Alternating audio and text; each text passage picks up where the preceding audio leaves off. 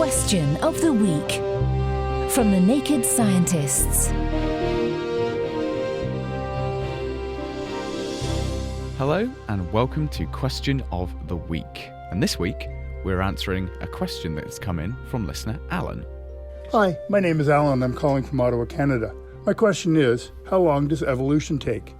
How many generations does it take for an adaptation to become the norm in a species?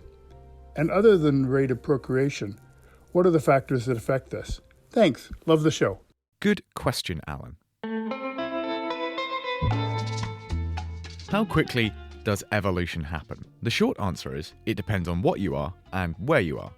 Evolution is the process in which living organisms' heritable traits change as successive generations replace one another. And so if the physical changes of evolution are mostly instigated by molecular changes, therefore evolution only happens when it needs to. Animals like sharks and crocodiles have remained relatively unchanged for hundreds of millions of years because, well, they just work. But they're outliers in evolutionary terms. Nearly everything else has undergone change in that same time period. So how does the genetic mutation responsible for evolution happen? Here to explain is the University of Plymouth's Andy Foggo. The process starts with the occurrence of usually small but heritable changes in the genetic code of organisms. These occur as a result of things like hybridization, mistakes in copying of the code when cells divide, and as a result of environmental triggers such as background radiation from natural sources like sunlight. These genetic changes, which are the actual stuff of evolution, can happen on a timescale of seconds. So in that sense, evolution can be thought of as being very fast.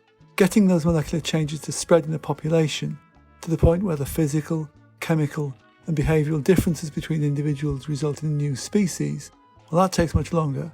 This can range from a few weeks in the laboratory to millions of years in nature. There really are no rules here. Evolution is therefore both very, very fast and unbelievably slow.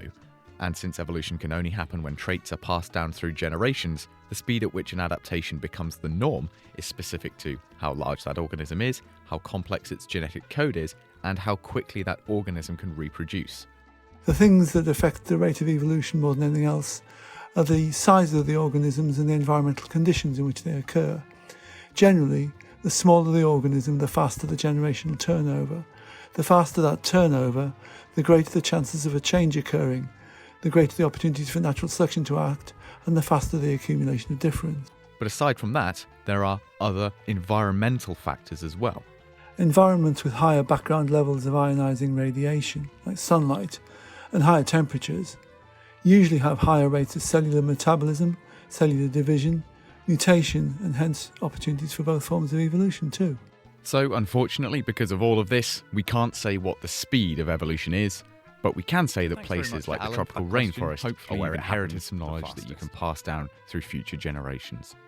And if you have a question that you'd like us to try and answer, do send it in to chris@nakedscientist.com.